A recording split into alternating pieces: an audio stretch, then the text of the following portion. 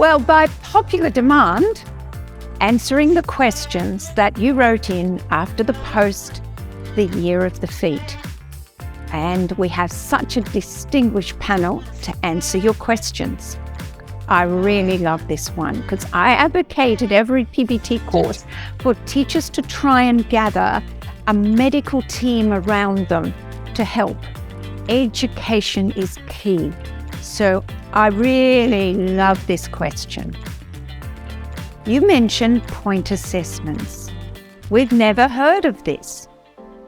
Who does this? How do you find the right person? Or is this just another way for physiotherapists to make money? Oh my goodness. Debra, take it away. So thank you. That's a great question. No, it is not a lure for physiotherapists to make extra cash. Physiotherapists who do pre-point assessments genuinely have the interest of the dancer at heart. It's lovely to be able to intervene or to have the opportunity to do a full assessment of a dancer at that pre-point level. The pre-point assessments are, I think, as Esther said, it's not a dance assessment, but it's more a physical assessment. We look at leg length. Are you growing? Are you strong? Are you weak? Is this stiff? Is this hypermobile or more flexible? Gives us a snapshot of where that student is. Are you ready to commence your point training? The pre-point assessment shouldn't really be a tick or a cross. Yes, off you go, buy your point shoes and start. No, that's a misconception I think that students have, and perhaps tell their parents.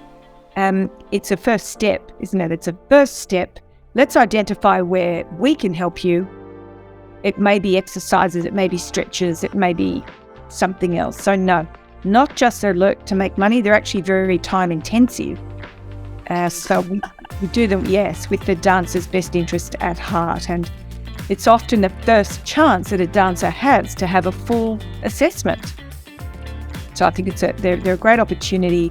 And I agree with you, Marie, that if possible, every dance studio has a team around them and hopefully finds a physiotherapist or a podiatrist who has the experience with dancers. It isn't good enough for someone who treats footballers, who's a sports physio, to say, yes, I can do it, bring in your it's not good enough. You not find a physiotherapist who has experience with dancers and in the dance field. Yeah, and personally, as a teacher, I've always valued getting the report back from the physiotherapist and looking at it, analysing it, sharing that with the student and the parent is paramount, and education is key for safety.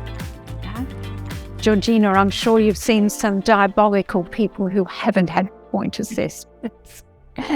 And I feel really bad for them because on a financial front, it's going to cost them more to not have an assessment.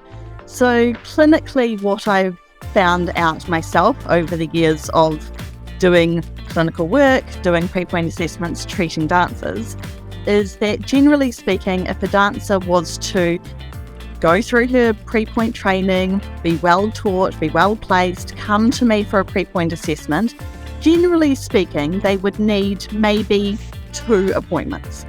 Often they come for their initial assessment with me. There are some things that we just need to sort out, be it alignment, technique, growth. Sometimes we just have to wait until they're through a growth spurt. I send them away for a certain amount of time. They come back to me. We say, yep, you're ready for the next step. That's very different in terms of time and cost from an injury, which could be multiple appointments with multiple practitioners over a long period of time. So I think that if the people in this industry were looking to make money, they would definitely wait for the dancer to be injured and then treat the injury, because you can actually get more appointments out of that, and you can sell product, and you can sell braces, and you can sell orthotics, and you can sell this and that. I think any medical professional who's willing to offer a thorough medically based pre-point assessment is actually respecting the dancer's body and the dance family's financial situation. Perfectly said. Perfectly said. And the body's forever, dance is not. So let's look after it. And Esther, I'm sure you've got some special input into this, as it's so close to your heart as well. Well, it's very close to my heart because we started doing 3-point assessments way back in 1990 when nobody ever talked about it, because I was interested what goes inside the point shoe, and people kept saying, why do you have to look at my hips? Like it's my feet that go in the shoes. But it is the whole body has to be ready for point work, not just the feet. And you have to have strong legs, you have to have a strong back, strong core. You've got to have a dynamic core that can breathe correctly. You have to have good alignment, and your proprioception has to be A1 going on point. And that's another thing we test for, proprioception.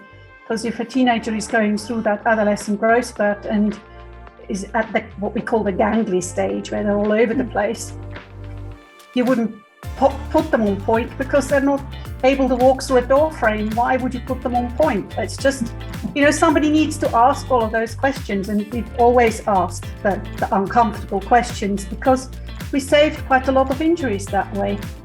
I always had a team, of course, of an osteopath, podiatrist and physios around me. So whatever I would find, I would then refer them to the right person to look after them. So really important for teachers to listen to this, and parents to heed that, their children are very, very special. They're all special to a mother. So they must listen to the evidence and heed that, because the body is forever, and we're about longevity. Not all going to make professional dancers, but we want them to enjoy this art in the most safe and productive way. So thank you so much.